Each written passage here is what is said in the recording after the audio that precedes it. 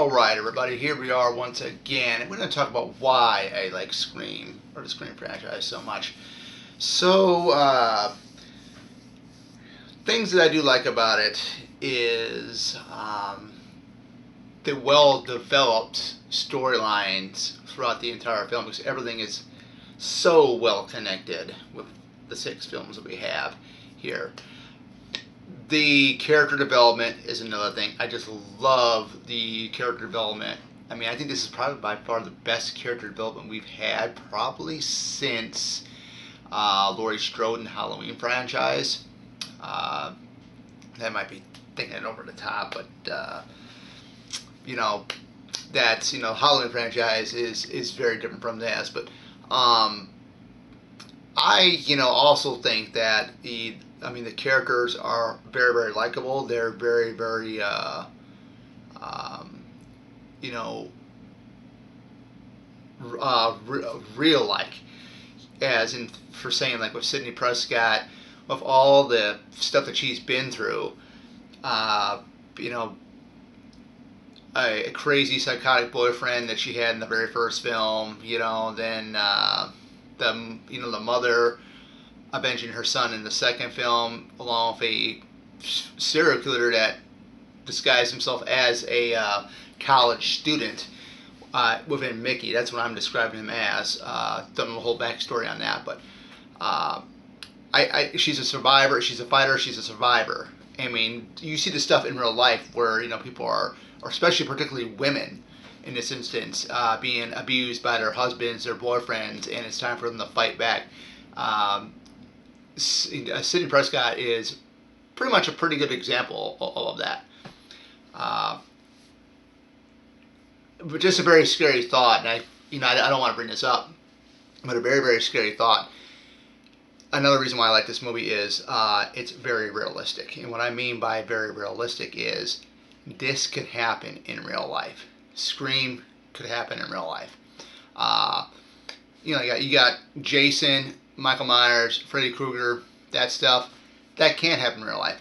I mean, those killers, you kill them, they keep coming back. They keep coming back. Of course, Freddy is already dead. He haunts you in your dreams. He has made a couple appearances in the real world, such as Wes Craven's New Nightmare, and then Freddy's Revenge, Nightmare on Elm Street 2.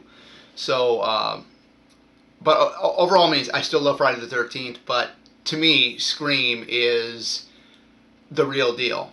So, I mean, like I said, the characters are likable. It's very, very realistic because this can actually happen in real life.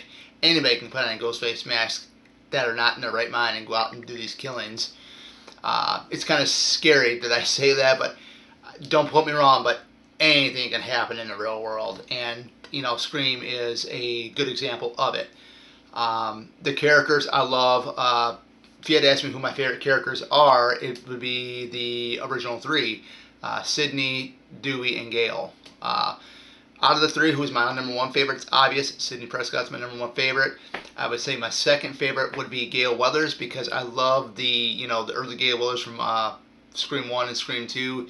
The go-getter, she was a go-getter in Part 4 as well. The go-getter, the sassiness, the toughness that she had, I just love that about Gale Weathers, and I think Courtney Cox did a great job bringing that character to life. Same thing with Neve Campbell. I just love her acting. I loved a lot of her movies that she's done. I did check out a couple of episodes of Twisted Metal. She's in only 2 episodes, the beginning and I believe at the end, which was the last episode of season 1 of Twisted Metal.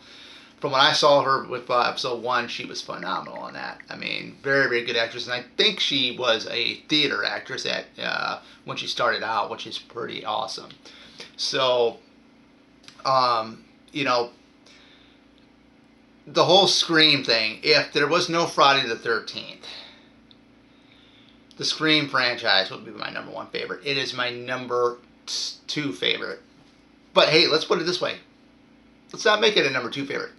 Let's make it a number 1 favorite along with Friday the 13th. So they both are my number 1 favorites. So that is it.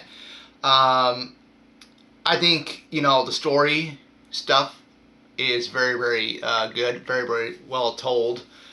I love just the story aspect of everything about the Scream franchise.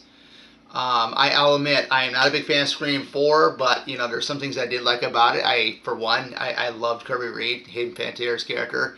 I know I didn't like her introduction in Scream 6 when she gets introduced to Bailey.